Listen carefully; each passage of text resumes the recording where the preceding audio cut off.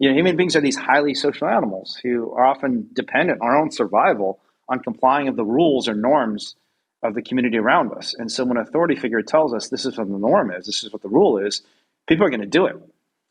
And so if we focus too much on individual change, we're kind of missing the cart for the horse, right? We think that we just have to change the cart when the thing that's actually driving all of us individually is these big institutions around us. And so a huge part of my effort over the last 10 years is finding strategies to create systemic change. And open rescue is, in my view, one of the best, if not the single best, for driving systemic change. Welcome to the Animal Rising Podcast. We're here in this episode with Hsiung, who's a lawyer and an activist, a co-founder of Direct Action Everywhere, which we might refer to as DXE in this podcast, and of the Simple Heart Initiative. How are you doing, Wayne?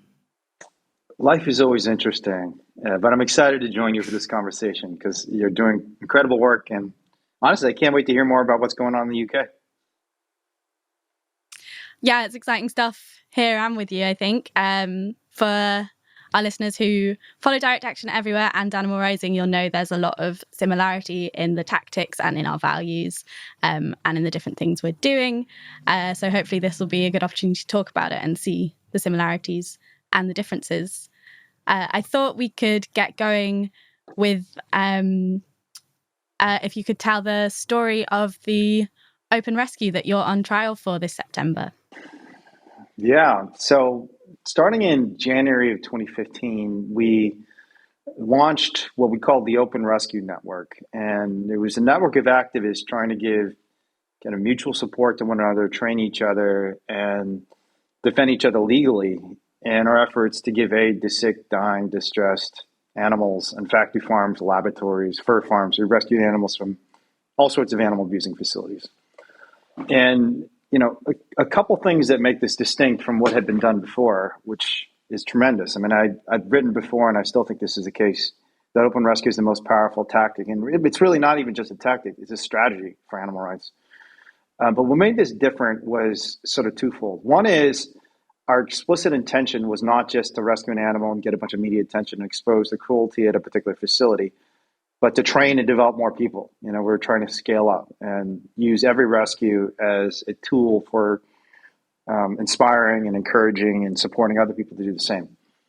But the second, and this is where the September 8th trial comes up, is we're also trying to get bigger and more powerful actions where it wasn't just 2, 3, 4, 5, 7, 8, 10 individuals rescuing animals under the cover of night, but hundreds and eventually thousands or tens of thousands of people just openly in daylight going right into these places where animals are being criminally abused, giving them the aid they deserve, and showing the public why this world needs to change. And so that's why I'm trial, because in May of 2018, about 500 activists went to one of the largest egg factory farms in the state of California, which is a relatively mid-sized egg farm, even though there are hundreds of thousands of animals inside this facility.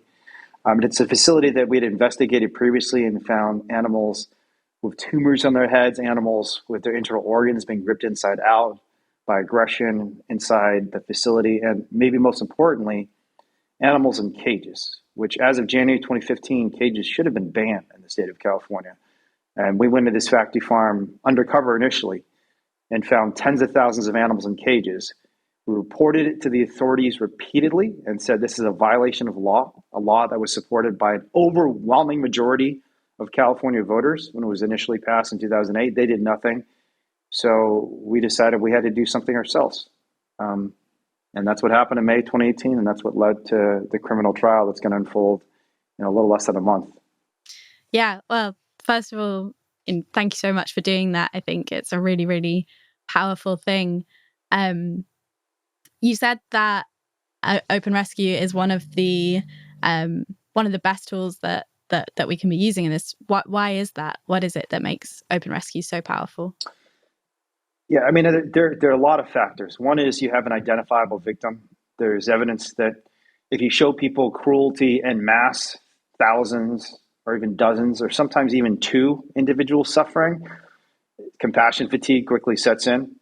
So I know a pretty interesting randomized controlled trial showing that even if you show two victims of cruelty or suffering versus one, you might think, well, if there's two victims, shouldn't you be twice as concerned about what's happening? In fact, it's the opposite. People are sometimes half as concerned. And the reason is psychologically and just in terms of our neurological apparatus, it's actually pretty difficult to empathize with more than one individual. If you've ever tried to have a conversation with two people at the same time, which most of us have probably had that experience at some point in life, it's really hard. Like trying to talk to two people at the same time is really difficult because you can't juggle. The human mind just wasn't meant to juggle the experience of two individuals at the same time. But another reason open rescue is really important is because we don't have what we do. It's not just that we have an identifiable victim. We have an identifiable activist who's standing behind their actions.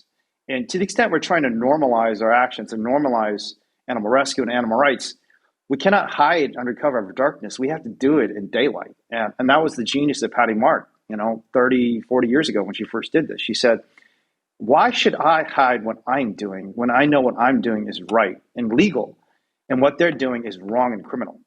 So I should just be transparent about everything. And there's a lot of evidence in literature about the importance of kind of standing behind your actions and transparency and convincing the world to change. But kind of at a high level, those are kind of conceptual sociological points. I mean, on just from a storytelling perspective, the experience that I've had, and I think this is true of Animal Rising too, and it's true of a lot of different animal rights organizations, even organizations that don't do open rescue per se, is that the thing that really motivates people and helps people understand why the world needs to change is when they see an individual suffering, but they also see that there's an opportunity for change, that there's something we can do to help them.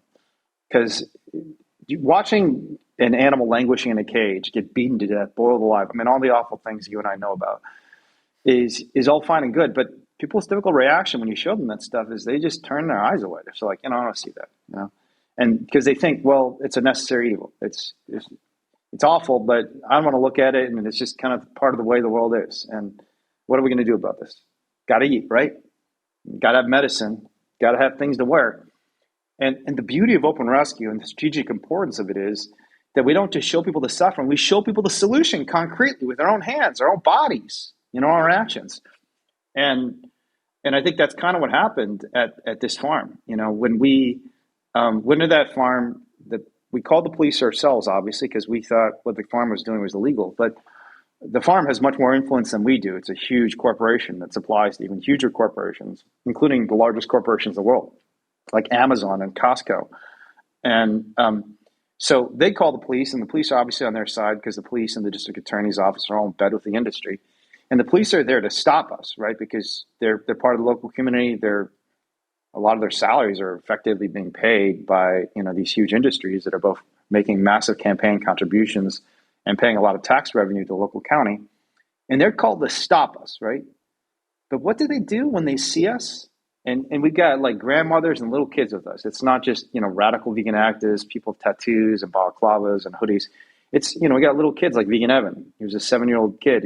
He looks like an innocent, sweet 7-year-old kid because that's what he was.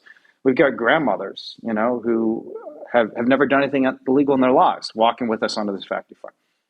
And when this cop sees these kind of beautiful, decent, diverse human beings, and then he sees also these destitute animals, collapsed on the ground of a cage, covered with blood, covered in feces, and we're taking them out, what does he do? He walks out with us.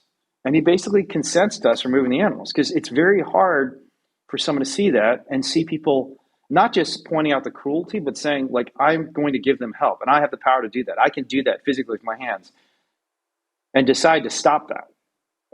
So it's many ways a metaphor for the movement, right? Because in the same way we put pressure on the individual police officers and the district attorney we dared them to try and stop us in giving aid to these sick and dying animals.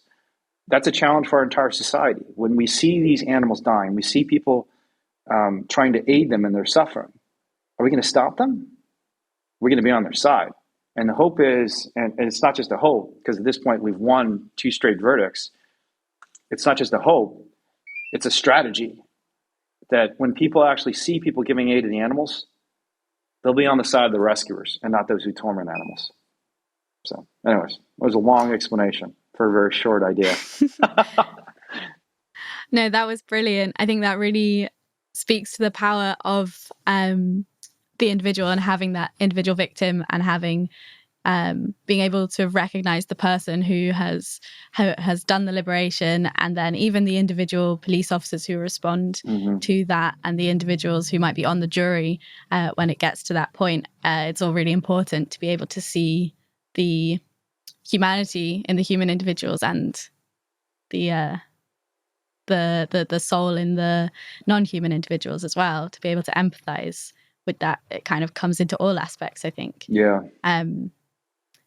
And yeah, pretty much all of what you said really rings true of the reasons why Animal Rising has done open rescues as well.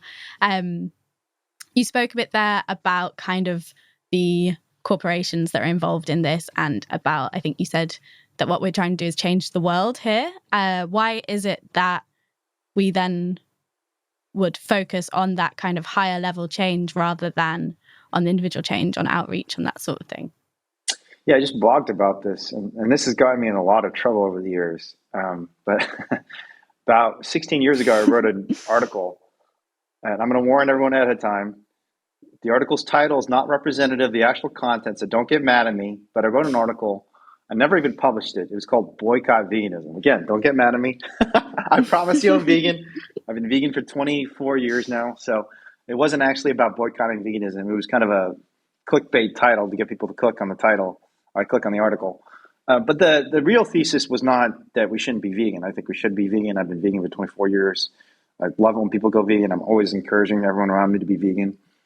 But that the main thrust of what we should do as activists and as a movement is not individual change, but systemic change. And what does that mean? Well, I think it means kind of at least two really important things. One is just a narrative point. And the narrative point is that to the extent you're trying to convince the world to mobilize against some atrocity or injustice, you really want to tell a story that's on a good narrative platform, right? So Sun Tzu, a few thousand years ago, when he wrote The Art of War, he said, any sort of battle, the first question is, what is the terrain you're fighting on? You want to fight on terrain that's good for you, right? And the terrain we fight on when we're trying to convince people to individually change their diets is very difficult terrain, right? People don't like people telling them what to do. They don't like people talking about their diets. They also don't really see the suffering when they're buying products, right? I mean, this is one of the problems, of course, we're trying to overcome. When you go into KFC and McDonald's, I mean, that cow who was a beautiful individual who you might have been friends with if you knew them, and very few people who just saw a cow on the street would say like, I'm gonna beat that cow to death. I'm gonna slit her throat. That's gonna be a fun thing and enjoyable thing for me to do. They're gonna be like, if somebody did that on the street, you'd be like, what's wrong with you? Are you a psychopath? Don't hurt that animal. What did she do to you? But of course we know, I mean, that's what happens to literally hundreds of millions of cows every year. Or maybe, is it hundreds of millions worldwide? It might just be tens of millions. I don't remember how many cows are killed every year. Do you know what the number is? It's an awful lot. I'm not sure cows specifically, but yeah, it might not be hundreds of millions worldwide. It's probably close to 100 million, but it might be, yeah.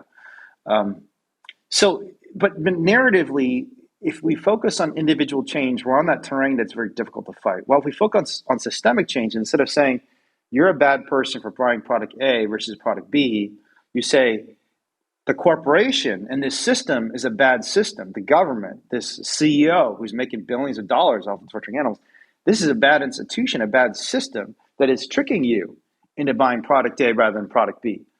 Then suddenly the narrative framing is one that's advantageous for us. We're focusing on animal cruelty and power instead of consumer choice and diets. And there's enormous amount of evidence now that that's a much more favorable framing.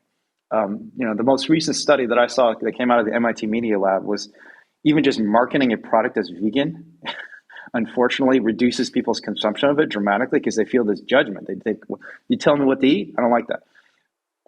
So there's a narrative strategy just in terms of individual and collective persuasion. Let's focus on the cruelty. Let's focus on the corporations and not the individuals and their consumption.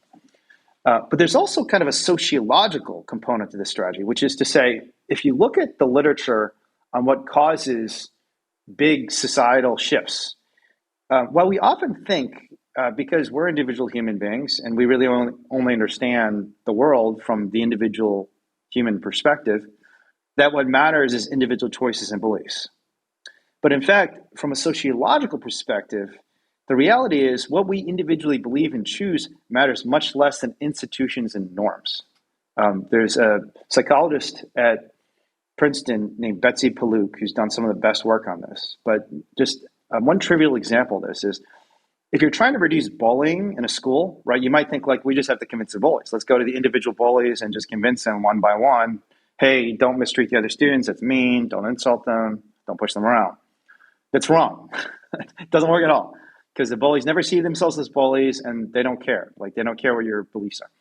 What does work, and this has been replicated in many different contexts. It's not just bullying, but it's actually been replicated in very large scale real contexts, like for example, interethnic violence in Rwanda. What does work is an advocacy strategy that focuses instead on social norms. Instead of telling people, here are the reasons why you should stop bullying people, which makes a person feel like a bad person, you tell them, did you know the world is shifting and everyone else thinks it's bad to bully people? There's also evidence in environmentalism, for example. If you can give people all the reasons to conserve water, reduce greenhouse gas emissions, which is all fine and good. And I'm not saying that shouldn't be part of our strategy at all. It should. But the most effective strategy is actually to tell people, did you know everyone else is reducing greenhouse gas emissions? Did you know that everyone else on your block is not watering their lawn and that you're actually in the 5% that are still watering their lawn every week and it's so damaging to the environment? So, focusing on social norms and institutions is very, very important. And of course, among the most important institutions and social norms in our entire society is our legal system, right? Because there's so many people who just look at the law and, law and order people who just say like, all right, I don't know what's right or wrong, but if the authority figure tells me, don't drive on the left-hand side of the street or the right-hand side of the street or whatever it is in the UK, you guys drive on the left-hand side of the street, right? Yeah. Yeah. So we drive on the yeah. right-hand side. So, that's kind of an arbitrary distinction, but it's an example of how, the law says driving this way, and it's not just a decision you make. It actually, there's almost an imputation of moral force to it, to the point that even an arbitrary distinction like driving on the left or right-hand side of the street can actually have some moral force to it. And this is called the expressive function of the law. The law isn't just a statement of the rules. It actually shapes the way people believe. And again, there's a lot of experimental evidence showing, like the most famous example is the Milgram authority experiments, where, an authority figure who says this is what the rule is. Human beings are these highly social animals who are often dependent on our own survival on complying of the rules or norms of the community around us. And so when an authority figure tells us this is what the norm is, this is what the rule is, people are going to do it. And so if we focus too much on individual change, we're kind of missing the cart for the horse, right? We think that we just have to change the cart when the thing that's actually driving all of us individually is these big institutions around us. And so a huge part of my effort over the last 10 years is finding strategies to create systemic change. And Open Rescue is, in my view, one of the best, if not the single best, for driving systemic change. And I could talk about why. But yeah, that's really interesting. It's something that I think within Animal Rising, we've sort of that narrative idea is something that, we have to be really careful with and that we've been developing as we go on. I know in the past there was a time where we didn't really want to use the word veganism, I think for those exact reasons. And now we do use it, but our focus is really on the we've got this message of it's our broken relationship with animals and nature, and that people are animal lovers, and kind of that, nobody wants to be the first person to be like, I'm going vegan or I'm making this change. It is feeling that part of the community that's already changing, that has that sense of power behind it. Which, yeah, I totally agree with you there. I think it's really interesting hearing you say that, but correct me if I'm wrong, but were you a founder of the Liberation Pledge? I was, yeah. And how does that play into that idea? Yeah, so the Liberation Pledge is, I'm trying to remember, I think it has 3 pieces to it. Because I wrote the original blog post about this back in 2015. It was in the immediate wake of an Open Rescue. And the 3 pieces are to live vegan publicly, be vegan and be open about it. Second is to ask other people around you to be vegan. And the third is to sit only at tables where everyone else is also eating vegan or plant-based, whatever the term you'd like to use. And the idea for this was inspired by something that happened with foot binding in China. And there's a philosopher named Anthony Appiah at Princeton who's written about this. And he wrote a book called The Moral Code. And the book is about how moral revolutions happen. And he uses the example of foot binding. And foot binding, this is actually very relevant to me because my grandmother had her foot bound. And for those of you who don't know, foot binding, it kind of sounds cute. And it's like, oh, you're putting like a little ribbon on your foot. No, this is like a brutal, awful practice that caused debilitating injuries. Women were unable to walk because of it. Basically, you bound a little girl's foot so it wouldn't grow. And the idea was, we want women to have little dainty feet. And to walk like little birdies, so they can't engage in any manual labor. And it was a practice that existed in China, especially among the elites in China for hundreds of years. And it actually led to many deaths. Like, it wasn't just injuries and suffering. It actually killed little girls because there would be infections and injuries from the binding of feet. I don't remember the exact percentage, but I think it was like a couple of percentage points of women would die, from having their foot bound, which is shocking, like 1-2% of people dying. That's higher than the rate of people who died from COVID. So imagine like intentionally causing COVID to your entire population. And actually, a lot of people had tried to use persuasive strategies to change foot binding for hundreds of years and failed. And the strategy that worked was something very similar to the Liberation Pledge. It's basically a public statement that not only are we not going to bind our daughters' feet, but we are not going to allow our sons to marry any women who had bound feet, right? And the difference between the strategy that was used previously and the strategy that started, I think, in the late 19th century and then eradicated foot binding in essentially one generation was it focused not just on persuading people not to bind their daughters' feet, but changing their perceptions of the social norm by saying, I am not going to participate in this. And it's going to affect you in some way because I will kind of exclude myself and my family from this process to the extent you're participating in it. By saying to my sons, you're not going to marry any woman with her feet bound. And again, it eradicated foot binding in a generation. It was kind of astonishing how quickly progress was made once the activists converged around the strategy. So the Liberation Pledge is kind of similar. The idea behind this is, a lot of us, and I don't mean just vegans, I mean just people in general, are uncomfortable with the violence against animals that goes into food production. But all of us, there's this concept of a Schelling point where we're not able to gather together around our own convictions because we haven't figured out where's the place we converge. And we're all just kind of stuck in the status quo. And what we need is like a mechanism to drive a social norm that gets us to a different Schelling point, a different convergence point where we all agree, instead of everyone being okay with torturing eating animals, let's get to a point where everyone's saying like we are not okay with torturing eating animals. And, the idea behind this was driven partly by an open rescue around Thanksgiving. And Thanksgiving, for those of you who are not in the United States, is the day where everyone's gathering for food. Usually a turkey's at the centerpiece of the meal. There's a lot of suffering and violence in it. To say to everyone publicly, like, I am going to ask everyone around me to eat vegan, and not join in this practice that at the time we called it the deadly feast. It was kind of a dramatic name for Thanksgiving. But in order to spread the change. So it's not just me eating vegan by my lonesome, but all of us eating plant-based and vegan together. And I think, honestly, the goal, at least for me, was to elicit more conversations about animals. Because I've said to many people over the years that if you're doing the Liberation Pledge right, you should actually be eating more with non-vegans and not less. Because the phenomenon we're trying to stop was like basically vegan isolation, vegans isolating themselves from non-vegans, saying like, I don't want to go to that steakhouse. It's going to be gross. And especially animal rights activists, not even vegans, but people who are animal advocates. Because if you're an animal advocate, a lot of people are really uncomfortable seeing dead animals. They think about the footage. They think about the individuals who suffered to make that chicken wing on someone's plate. And the Liberation Pledge was, and even to the extent they did have conversations with people about these things, because they knew it's so hard to talk to someone while they're eating a dead animal. I'm going to get so angry. I'm going to feel so judgmental about this that I can't have an effective conversation. The idea behind the Liberation Pledge for me was, to the extent someone is endorsing the Liberation Pledge and are able to encourage people to eat plant-based with you, when you have those conversations, one, you're much more likely to have them because they're going to feel much less judgmental because someone's going to be eating plant-based with you. But second, even more importantly, the person you're eating with will be on your side. you'll be able to say to them, thank you so much for joining me for this meal. I know it might have felt like an encumbrance, but honestly, I just feel really grateful to you for being here. And that person hearing that is going to say like, wow, all right, I'm already on their side, right? And I think that's really important to find ways, small steps that people around us can take to make them feel like they're already part of the change.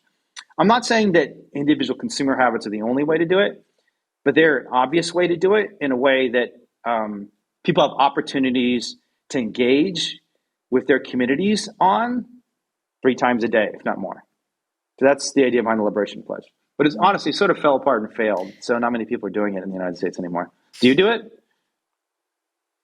I haven't personally taken Liberation Pledge, but I know a lot of people who have. It's only something I became aware of in the last year or so, and I've met more and more people who have. I think I haven't done any research in this, so I don't know. But I think in the UK, it seems to be going strong. That's cool.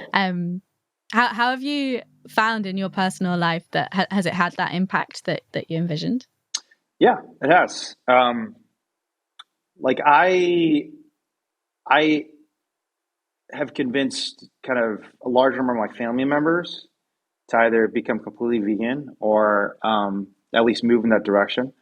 My dad is a former vivisector. I've not seen him eat meat. I think he does eat meat. I mean, he doesn't tell me about it, but I haven't seen him eat meat in 15 years, probably because of something like the Liberation Pledge.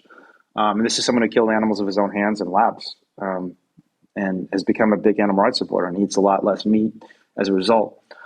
And I think the more important thing is it's elicited a lot of really good conversations. So, for example, I don't even want to say who, but I was talking to a very prominent Stanford professor a couple of years ago, and we were going to go out to have lunch. And this is someone who is, potentially an ally because he does a lot of activism work, and he's just a prominent figure in social movements in the United States.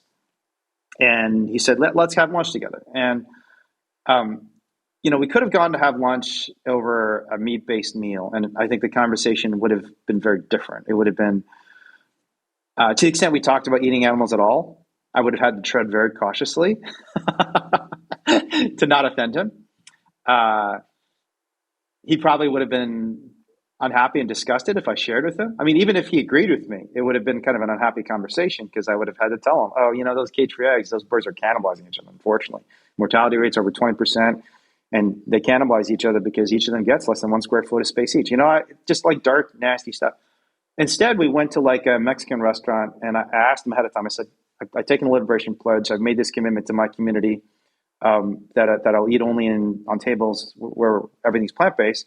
Would you mind if we ate at a plant-based restaurant, or we went to a restaurant and I offered you a plant-based meal? Could I buy something for you? And he said, yeah, I'm down. And instead of a conversation being kind of vaguely judgmental and awkward and potentially conflictual, it was just awesome. He was like, yes, food's great. And I thanked him and I said, I'm really grateful to you for being here. And there's this very fundamental principle of reciprocity. Like when someone feels like you're grateful to them, they want to be grateful to you. When you do something nice for someone else, they want to do something nice for you. And identity is really important too. And so by having this conversation with somebody over a plant-based meal, they already felt like they were part of our team, even for that day, right? They felt like, wow, yeah, I mean, the animal rights thing, this vegan thing, I'm down for this. Look at me. I'm eating plant-based right now. And it's like a small step to get people down the longer journey towards becoming, animal rights supporters in some capacity. So that's just one trivial example of many that have been extraordinarily successful for me. I will also say, though, I don't doubt that part of the reason I've had a lot of success with it is because I'm a very confident person and I'm, able to make that ask. I also am not in a position where I have like a boss who, if I cross my boss or other powerful people in the organizations I work at, it would compromise my interests because I, left the law firm 10 years ago and I've just been doing my own thing. So I still have lots and lots of conversations with non-animal rights people and non-vegetarians. But I am in a position socially where it's a lot easier for me to do this than a lot of other people. But I would say, to the extent any of you can do this, it's like most things in life. And I would say this is even true of eating animals. It's in veganism. It is a continuum. It's not black and white. My first year of veganism, I honestly cheated. I went to eat cookies a lot. And, someone, if someone would tell me, I'm not sure that cookie's vegan, I'd be like, oh, I don't want to know, I I think we should talk about these things openly, because I think a lot of people go through these same experiences and they feel ashamed of themselves. And I shouldn't have done it. I'm not saying what I did was right, but I also think that recognizing that there are continuums of support is important, and making sure that wherever someone is on that continuum, we harness their power for the animals. So, and in the context of this conversation with the Stanford professor, I think this professor actually has gone on to eat much more plant-based. He might be entirely plant-based and vegan now. But even if that was his only meal, recognizing, okay, this is his only vegan meal, like, let's acknowledge this and make him feel like he's a part of this movement, rather than someone we're going to kick out for not being good enough. That's that's like a really beautiful sentiment. I think it's a real challenge to the way a lot of people perceive veganism, I think, and to really kind of bring people into the community rather than make them feel separate from it. I have more questions about this that could go on for a while, but I wanted to move on to asking about the legal side of things, and especially with open rescues, that element of accountability. In Animal Rising, with the open rescues we've done, we've got a lot of people asking questions like, why were you accountable? Why did you hand yourself in? Why weren't you trying to hide? You could have got more animals. But then the accountability sort of allows us to take the impact of the rescue further than that animal itself, and hopefully to have a bigger impact than just on that one life. Yeah. Is that similar sort of sentiment you have? And why is it that you think that that's so important? Yeah, I mean, open rescue is not just about saving that one animal. It's about changing the world, right? And the mechanism through which that's going to happen is through political, legal, and systemic change. We just talked about how, you look at Stanley Milgram's experiments, you look at the expressive function of law, and the fact that even in today's world where so many people doubt our legal institutions, our political institutions, most people are going to do what the authorities tell them to do. And that includes when the authorities tell them to do things that are illegal. We don't have to go too back far in history to see regimes and historical periods where legal systems have been inverted 180 degrees and led to mass violence against many vulnerable people. But there are two big problems, at least two very big problems, in trying to create this sort of legal and political shift. One is a phenomenon that political scientists call regulatory inertia, but you could really just call it political inertia. And that is that anytime you're asking for big change, the status quo almost has this gravitational force. It's like you're trying to pull yourself away from it. You can't. You just keep getting dragged back. It's like a very sticky staircase. And you see this in the context of animals, because even though there are some laws in the United States, and I imagine in the United Kingdom too, to enforce protections for animals in the context of factory farming, it's really hard to get anyone to do anything. There's this inertia. Everything just stays static. It's even harder yet to create change. I mean, the amount of effort we had to make in the United States to get this ballot initiative called Prop 12 in California, which honestly isn't even that significant. It's 144 square inches of space for an egg-laying hen, 24.5 square feet for a mother pig. For those of you on the metric system, I'll just say 144 square inches is about the size of the chicken herself. It's very, very small. And 25 square feet of space is slightly bigger than a gestation crate. A gestation crate is anywhere from 14 to sometimes 16 square feet of space. 25 is like a few more square feet. And it's so hard to even get these very small changes, much less the sort of revolutionary shift we're trying to create. And this is called inertia. It's basically, and the basic idea behind it is like you can imagine the Titanic, right? The Titanic is moving along towards the iceberg. Even if everyone knows, hey, we're about to hit the iceberg, it's such a big ship, it's really hard to pivot course. So the other problem that sociologists and political scientists have identified is called regulatory capture. And the idea behind this is it's not just that it's hard to move things. Sometimes the people who are running the ship actually have different incentives than the rest of us. So imagine the person who's captaining the Titanic also works for someone who's going to get a huge payoff if the Atlantic runs into the iceberg. Someone who's made like a bet and says like, I don't think, they say the Titanic can't survive. I'm going to bet $1 million that they're going to crash and the ship's going to go down. Well, the captain's working for the guy who's trying to get the ship to sink. Then even if you really try to pivot the ship, the guy who's literally holding the wheel of the ship doesn't want to do that because his incentives are not aligned with the incentives of everyone on the ship.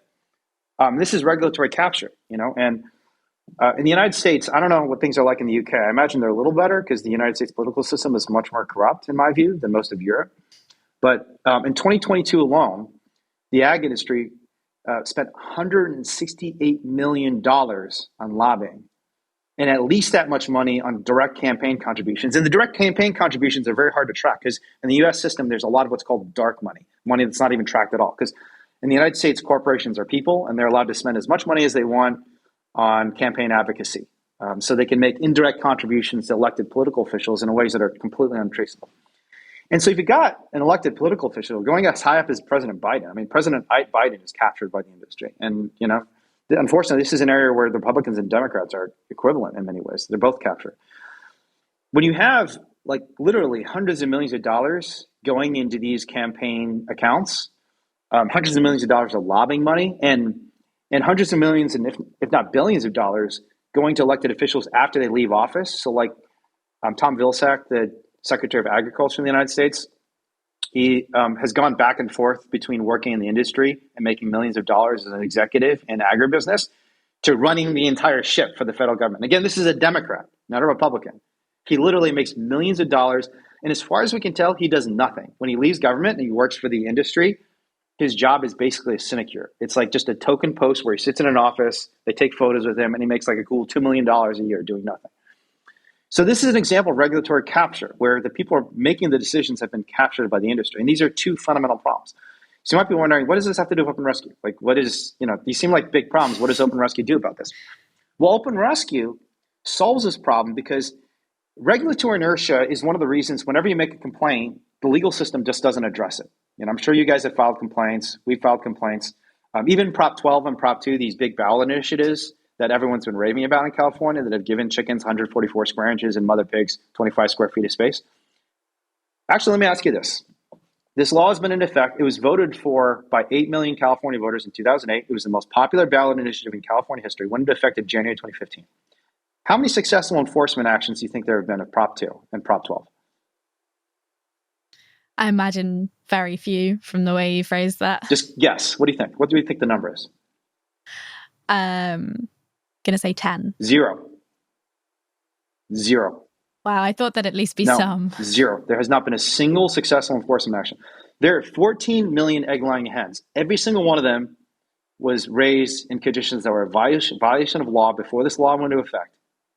And the industry and the government want us to believe that after 8 million voters, more voters than voted for any ballot initiative in history. There's so many ballot initiatives that California voters have voted on that are incredibly popular. This was the number one thing that people believed in. And this is another example of why we should not attack ordinary people. Ordinary people on our side. They want these laws to be enforced. They want animals to be protected.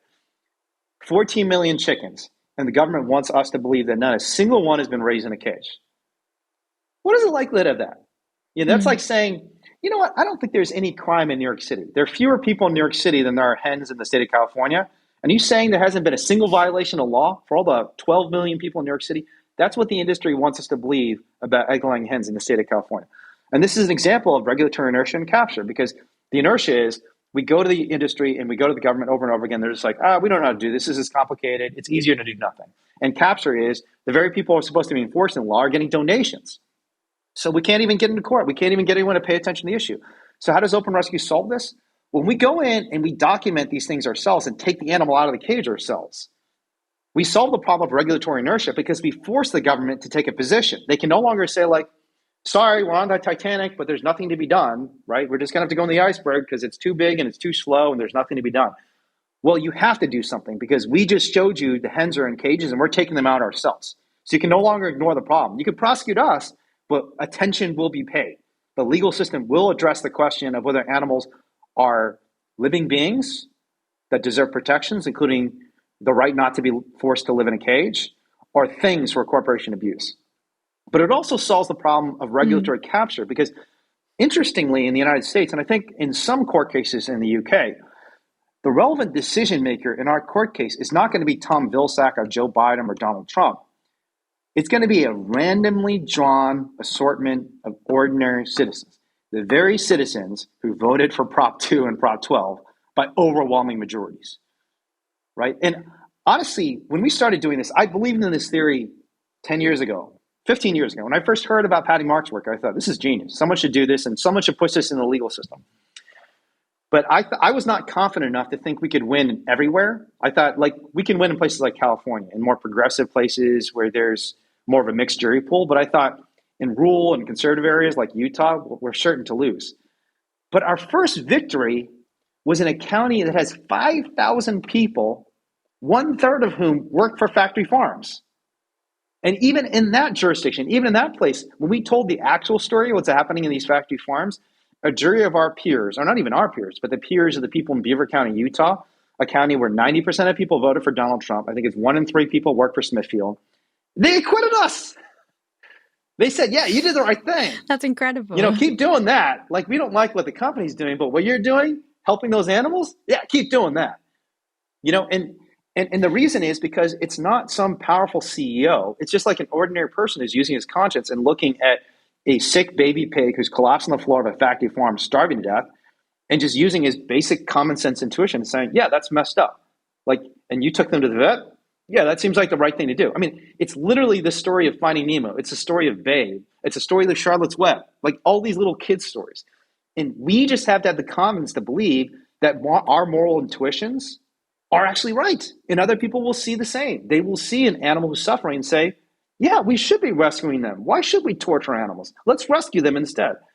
And like, I believed in this. This is the operating principle of my life. Like, I believe this more deeply than anything in my life. Yet even I did not have the confidence going into Utah.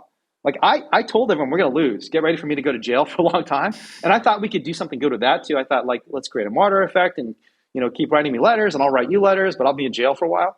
But it turns out what I believe, what you believe, what many people listening to this podcast believe has even more power than we thought, because we can convince Trump voters in rural Utah who work for the factory farms that animals are living beings who should be rescued. So that's the theory, that we can, by forcing into the legal system in a situation where all the powers that be want to ignore the issue, we can overcome regulatory inertia. And then by addressing the issue, not with captured decision makers who are getting donations and are corrupted by the industry, but by ordinary people, we can get decisions that escape the problem of regulatory capture. So anyways, that was a long thesis. No, I think that's really put across the point very well. That's something that we've tried to build into our campaigns where we've rescued animals so far. Like, we last year we rescued on 2 separate occasions a total of 23 beagle puppies from MBR Acres breeding facility that they were going to be tested on. They were all essentially going to be dead within 6 months. And now those 23, those 23 beagle puppies are they're living long and happy lives now. And essentially what we're trying to do with that, like, all the people involved there did hand themselves in. And what we want to do is take that to trial and put animal testing on trial and sort of say, look, is it right that we're breeding these dogs for this purpose? Is it right that we are doing these tests at all? And have that jury, have those ordinary people who do love animals and do understand this, have them decide what they think is right or wrong. Beautiful. And there's just so much power in that. One thing that we are seeing in the UK at the minute that is really worrying is we're seeing juries being denied their right to acquit people based on their conscience. We're seeing the argument of necessity being ruled out and not being allowed to be spoken about in courtrooms, and certain evidence not being allowed to be submitted. We're seeing it a lot in trials for climate activists, especially, and it could be coming up for our trials.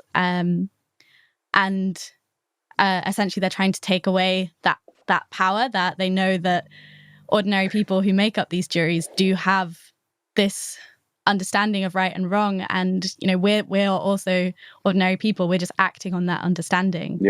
And I think, as scary as it is that those rights are being taken away, I'm not sure what's happening in the US at the minute, if there's anything similar. But as scary as that is, I think it's a reflection on the power that we do have as ordinary people and on the importance of a trial by jury. I was wondering if you could speak any more to that kind of argument of necessity, or if anything similar is happening in the US. with the legal Yeah, system? there is a lot that's similar. I mean, immediately after the verdict in Utah, the Utah legislature passed like an anti-rescue bill that would have denied us the right to present evidence of animal cruelty in a trial, or at least they tried to pass a law that would prevent evidence of animal cruelty from coming to a trial on a future occasion. And in the United States, we have kind of two related concepts that would allow a jury to make a decision of conscience. One is this concept of jury nullification, which is kind of a weird concept because the Supreme Court of the United States has ruled that it's every juror's right. And jury nullification is the idea that I can make a decision on any basis. I don't actually have to make a decision on the basis of law. I can just say, I don't care if they broke the law. I think these people do the right thing. Let them go. Let's support them. But the weird thing about the legal system in the United States is even though the Supreme Court has said that is the right of every jury and every juror, every individual, judges are allowed to tell them they're not allowed to do that. And because people are, prone to accepting authority, judges will literally tell people, you cannot make a decision based on your own feelings. You have to make a decision based on the law, even if you think the law is wrong, right? And people do sometimes make awful moral decisions as a result. There's, I think, only 2 states in the nation that actually allow you to directly tell the jury you don't have to follow the law. You can do whatever you think is right as a moral matter.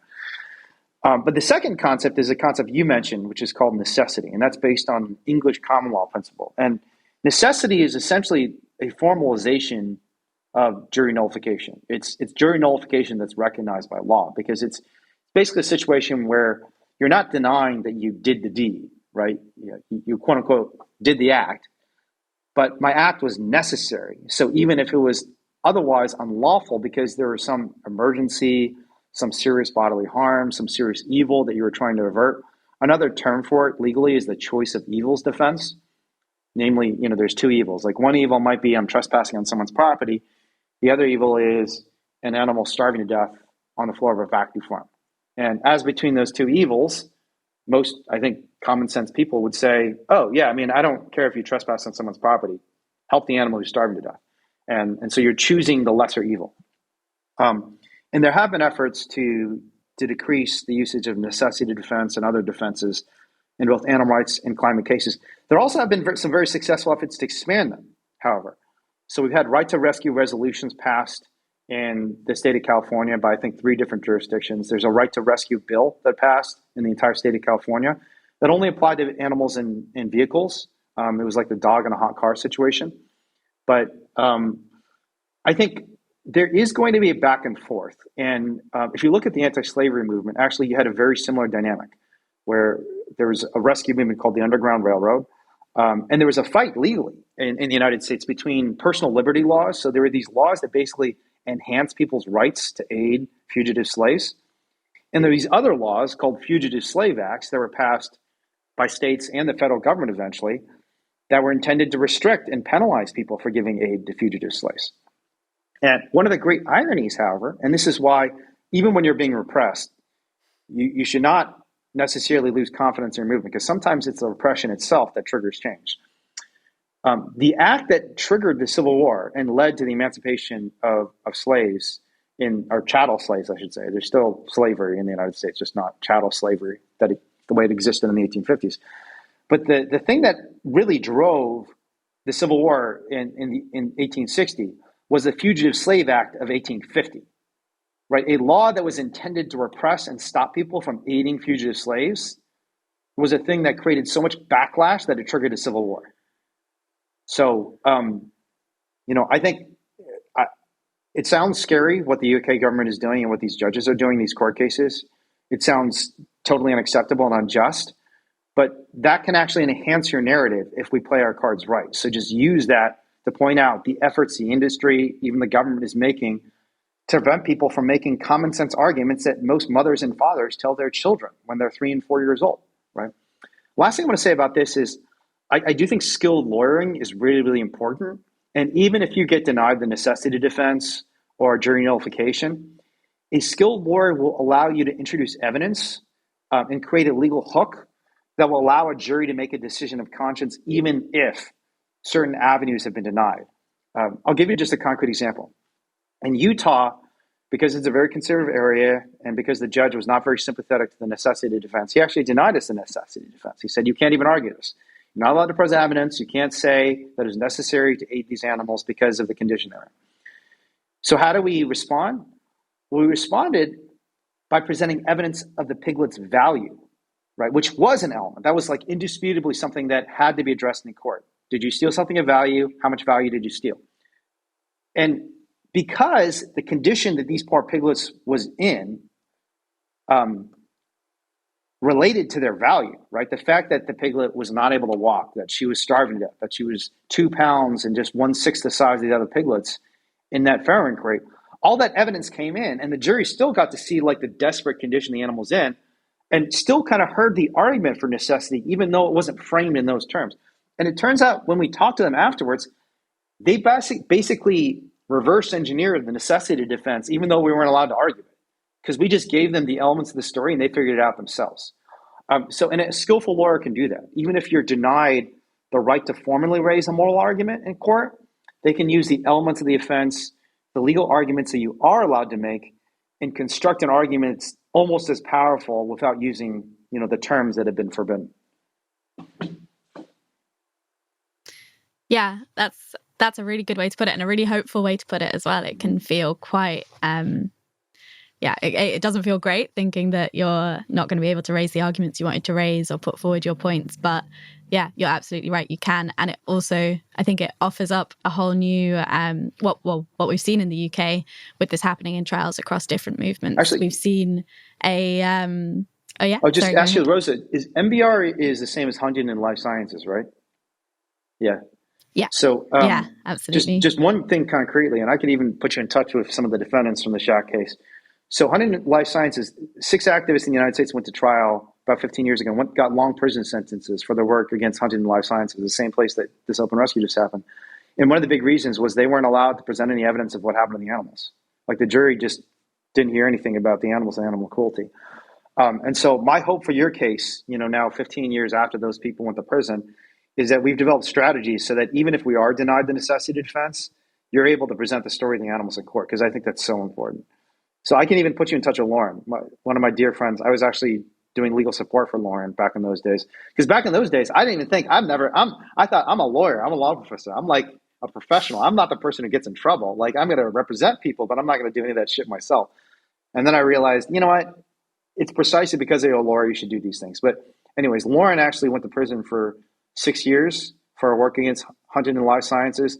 And if you want, I can put you in touch with her so she can help your defense team, because I'm sure she has a lot of thoughts on what happened in her trial that might inform your legal strategy with MBR. Are the activists getting prosecuted, or are they dropping charges against them? So it happened on like 2 separate occasions, 6 months apart. Mm-hmm. And for the first instance, just the week before last, actually, we were found guilty of aggravated trespass, myself and 8 others. And in that case, they had ruled out necessity to use for trespass, but we weren't in front of a jury. But they have dropped the aggravated burglary charge for that one. And then 6 months later, more people went back and they did it again, also openly and accountably. And they have yet to be charged, but we think it's probably coming. Wow. And that one will probably go to trial. What was your sentence for aggravated trespass? I got a £200 fine, but others got less. Wow. So that's not too bad. It's a mixture. Not too bad. Yeah, not too bad. Were you scared going into it? Was the aggravated burglary charge, imagine aggravated burglary could lead to a significant sentence. So that had been dropped before trial. Quite well before. Okay. Yeah. So we knew we were only there for the trespass, and that was for the purpose of kind of gathering that evidence. Okay. And that evidence is, hopefully something that will be public at least and able to be used in the future. But it wasn't something we could use in our trespass trial. Okay. Can I ask you one more question? Sorry, I'm now interviewing you, but I'm really curious about these actions. Actually, just let me say again, thank you for saving those little puppies. I've seen photos and video. It's really fucking beautiful. And I'm so inspired by the work. I wasn't one of the liberators, but I was there gathering evidence and doing what I could, but I wasn't actually one of the liberators. But this is what I always tell people about open rescue. It's not just the people who carry them out. It's everyone around them. It's the people collecting the evidence. It's the people doing the animal care afterwards. It's the people doing the press work. So you were one of the liberators. Even if you weren't one of the physical liberators, you were. So thank you for the work that you and everyone else did, because it was super fucking inspiring for me to see that, especially given what happened with HLS 15 years ago, to see like how much damage the movement went through in the United States. And I think in the UK too, from the HLS campaign, and see people going back there and saying, no, we haven't given up, and we're coming back for these poor creatures. So my other question is, was it not a jury trial because they dropped the burglary charge? Okay. Yeah. So the aggravated trespass is a lesser charge. So it was at the magistrates court.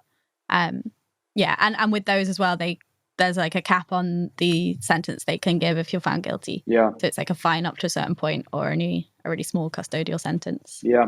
So in the United States, we have actually deliberately tried to make sure we can keep the more serious charges, felony charges, for that same reason.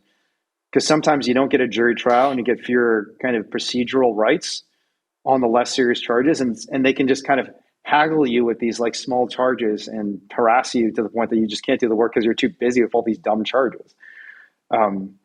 So it's really interesting how much is inverted in these activist cases. Like, in most criminal cases, the defendants aren't taking the stand and talking about what they did. In our cases, it's like we're saying everything about what we did.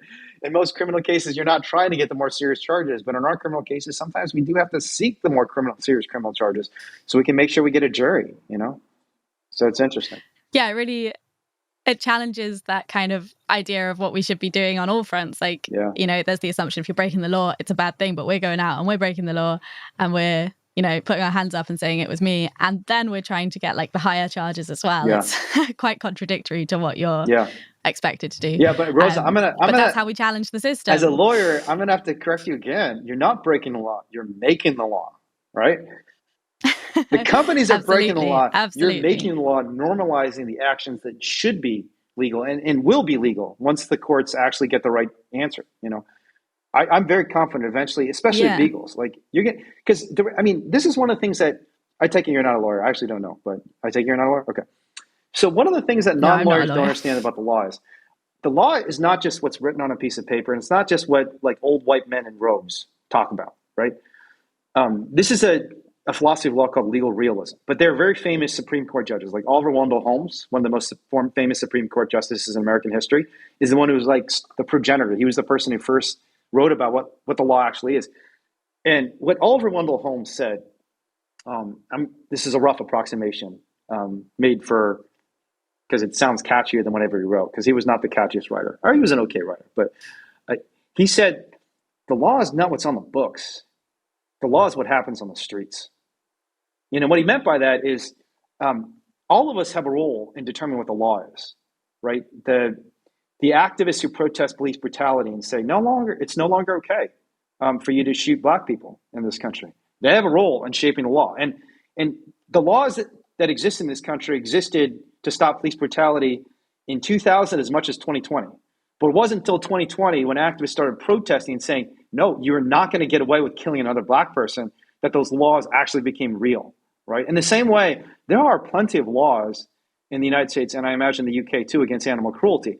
Those laws don't become real until we take direct action and put pressure on these powerful corporations and powerful government officials to actually enforce the laws to protect the most vulnerable people and animals on this planet. So I have to disagree with you. I don't think you're breaking the law at all, Rosa.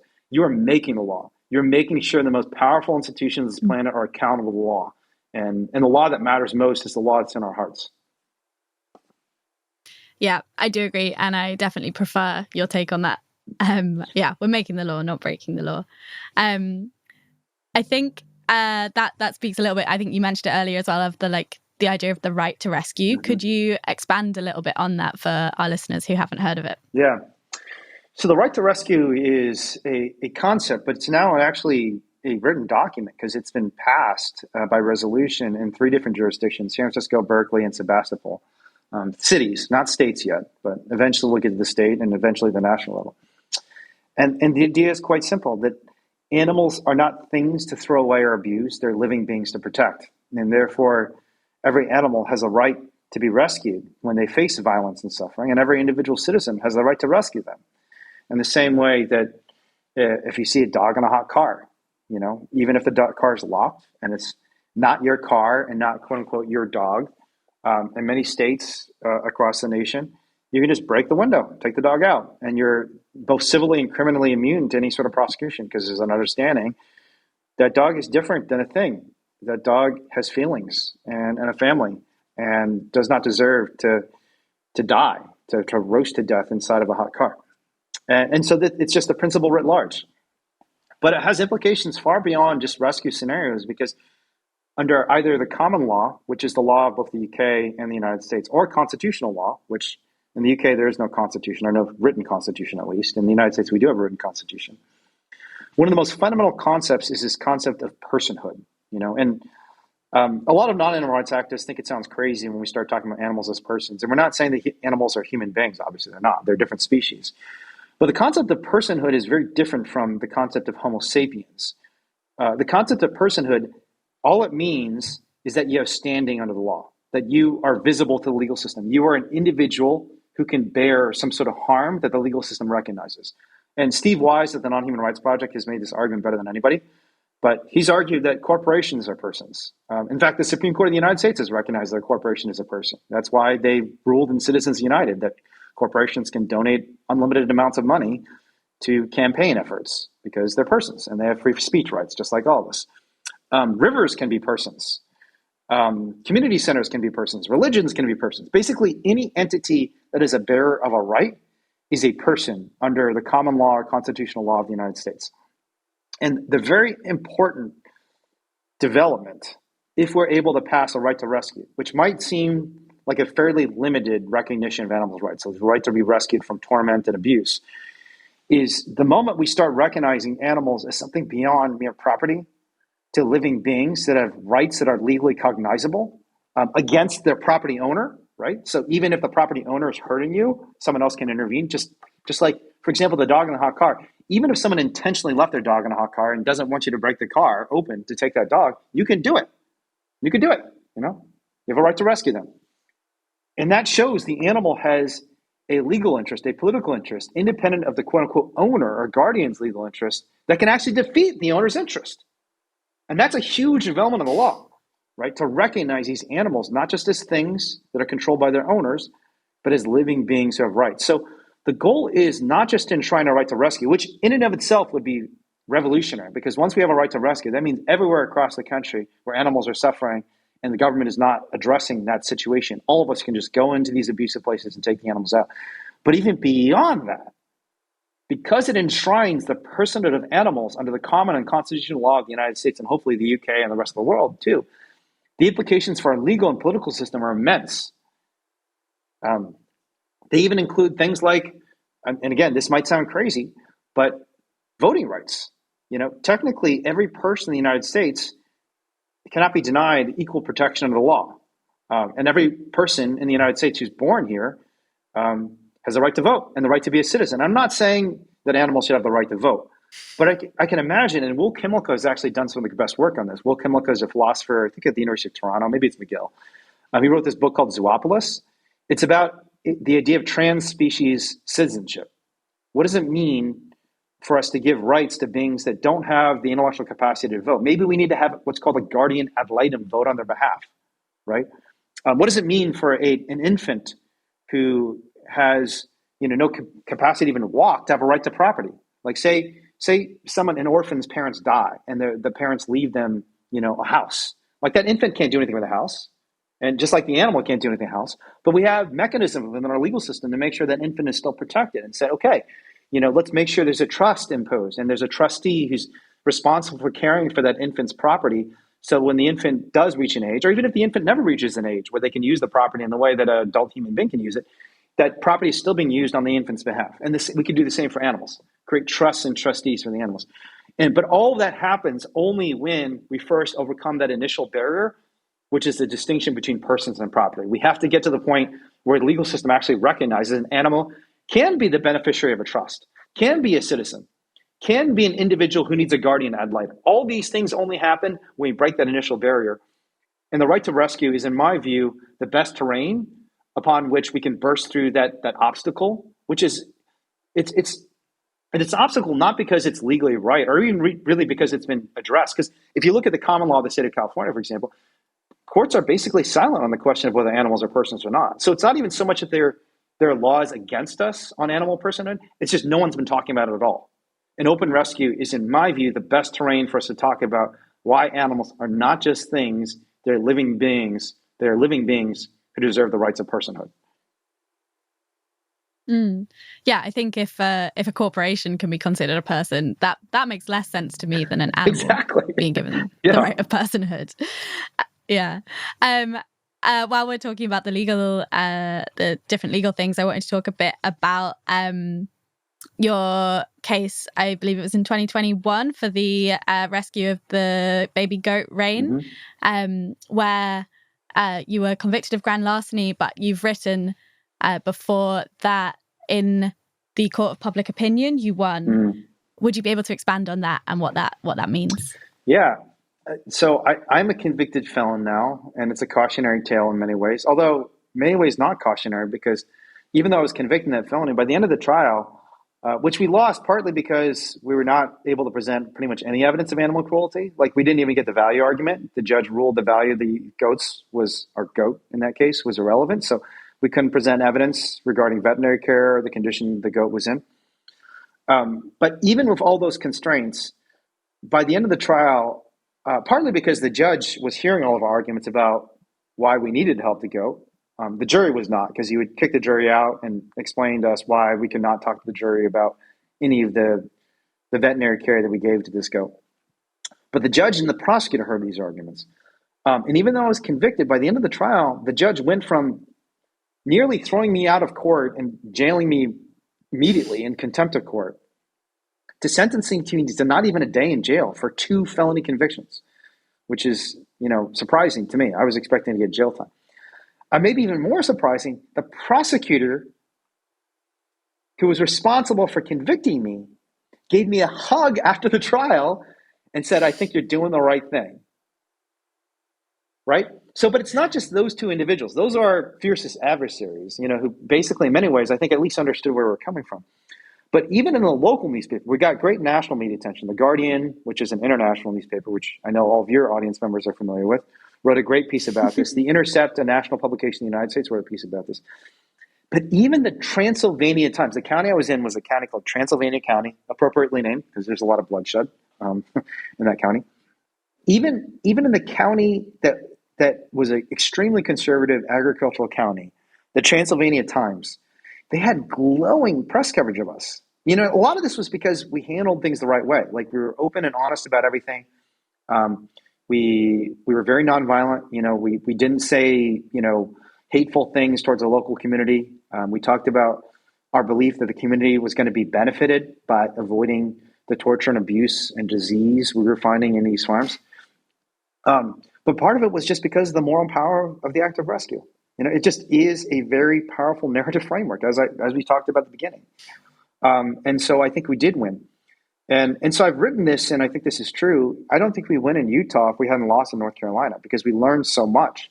And the narrative foundation for what unfolded in Utah and then subsequently in Merced, California, where we won 2 right to rescue trials, was the direct result of losing in North Carolina. So, that relates to a concept that Evan Wolfson came up with. He's a pioneer and gay rights activist in the United States who predicted in 1982 that gay marriage would be a constitutional right, and everyone laughed at him and said, "That's ridiculous.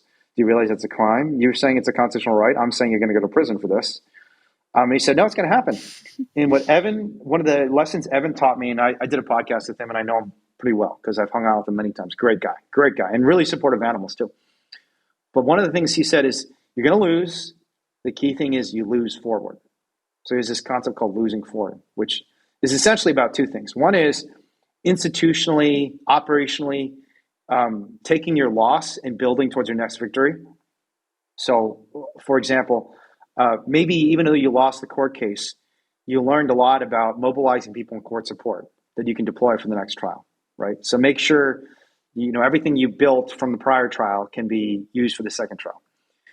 But the second thing is just using the narrative of that loss to inspire people to fight harder the next time, right? And that requires you not to be gloom and doom and say like, "Oh my gosh, we lost, everything sucks, our friend's in prison, and partly it just depends on finding the right defendants who can, experience jail and not be completely destroyed by it, which is not necessarily easy. But and when the gay rights movement suffered very serious losses, they actually used it to inspire more people to fight by saying, look, we're being attacked. We need to fight, right? So you can operationally take all the lessons from the trial and build towards the next one. But the second thing you can do is you can just inspire people to fight harder because, it actually feels worse to lose than it feels good to win. And so take that loss and use it to mobilize people.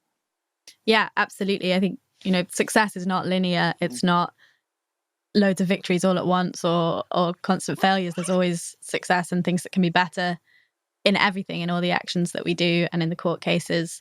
But that's a really, really hopeful message. I think a lot of the time in the animal activist space, we can focus a lot on the suffering of the animals and the kind of negativity of it all. And it does seem like a huge sort of issue that how are we going to overcome it? But after this conversation, I'm feeling really quite uplifted. I think you've said in the past that you believe that animal liberation is possible within a single generation. I've gone further than that, Rosa. I said it's guaranteed.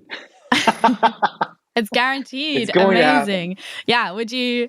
I think we've touched on that already in the conversation a bit, but yeah, do you have any more you'd like to follow that up with? Yeah, a lot of people think that's an exaggeration. He's just saying that because, first, because he's an animal rights activist, but it's partly because he's just trying to say dramatic things. This is a hard-headed scientific prediction that I'm making.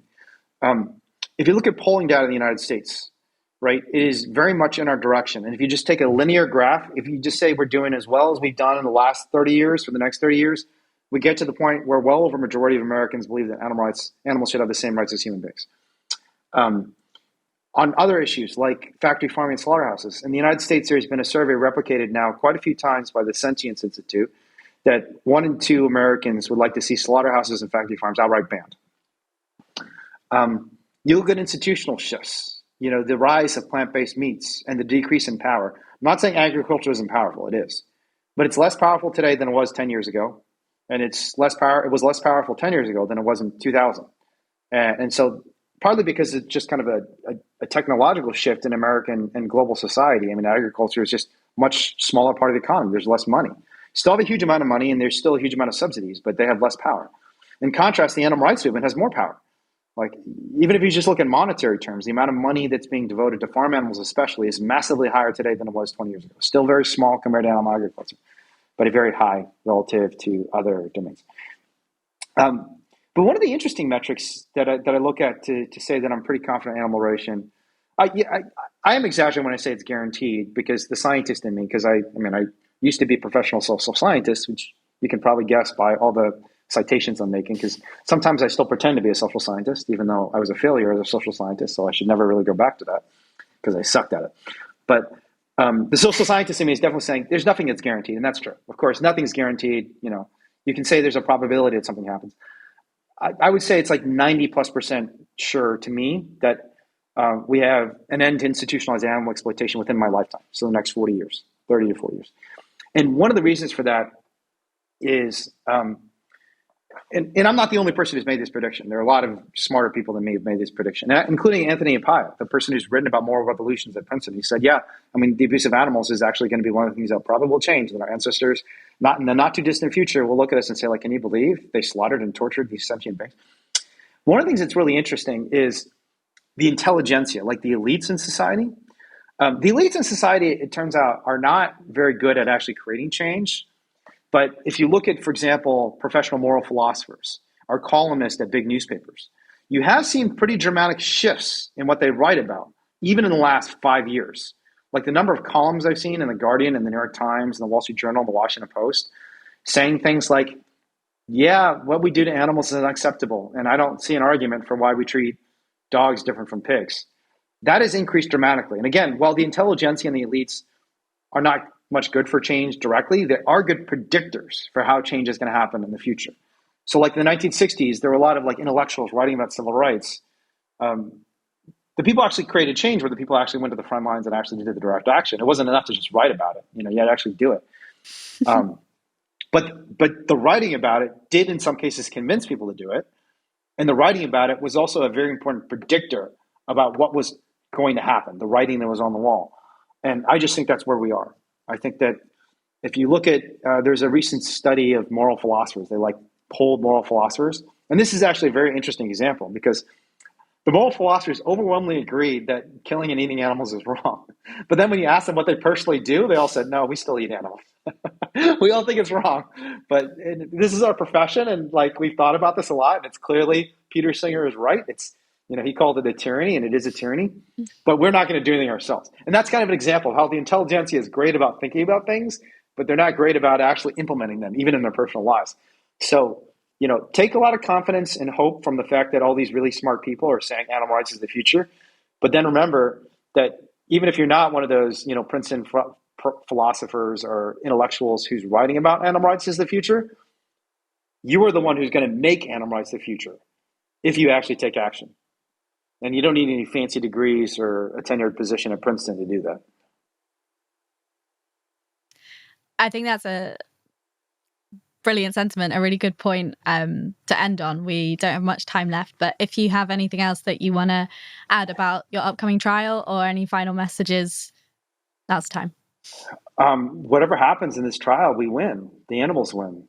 Because if I'm in prison, even for 10 years or 7 years or whatever the sentence is going to be, in these actually 2 trials, I've got one and then one other, as long as people keep fighting outside and use my story and, use it. Tell people, did you know there's a guy sitting in prison for 7-10 years because he took an animal to the vet? That's how corrupt and broken our system is. And that's why we need change. But obviously if we win, it's even bigger. If we win, then the lesson is everybody's got to do this. Come out and join us, fly out from the UK and, because the reality is if we can get animal rights in one place, it will spread across the world. In the same way that, you got gay rights in one place and it spread across the world. So, to me, if we can enshrine the right to rescue in one place, let's scale that up and show these industries that, yes, a jury has now concluded that the abuse of animals is not okay and the rescue of animals is 100% okay. So you are going to change, or we're going to force you to change. Non-violently, peacefully, with the power of our conscience. But you will change because the violence against the animals has to stop. And because we've convinced the world now that our vision of a world where every animal is safe and happy, free is the right one for the future of this planet. And it is. Amazing. Yeah. Well, I really hope that you don't go to prison, but if you do, I promise we will be encouraging people to send letters to you. We'll be keeping the story going and we'll be watching the trial closely. Thank you so much for joining us here. I think we could have gone on for ages. There's a lot more to talk about. But yeah, thank you so much. And thank you to everybody who's listening to this. By the time this comes out, it should be just before your trial. So yeah, hope everybody's following along closely. And yeah, we wish you all the best. Awesome. Thank you, Rosa. And thanks to Animal Rising for all the rescue work and all the other work you've been doing. It's really brilliant, inspiring stuff. And someday, if the authorities allow, I'd love to come visit you all and join in action with you. Absolutely. Yeah, can't wait.